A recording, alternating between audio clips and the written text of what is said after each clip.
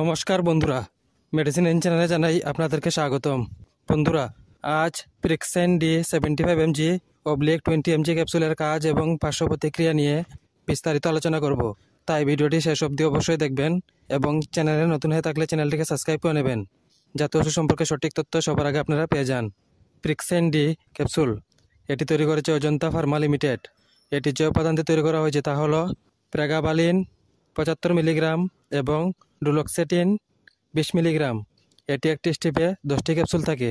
প্রিক্সেন D capsule এটি neuropathic ব্যথা বা স্নায়ুতন্ত্রের ক্ষত বা রোগের কারণে ব্যথা উপশম করতে ব্যবহৃত হয়।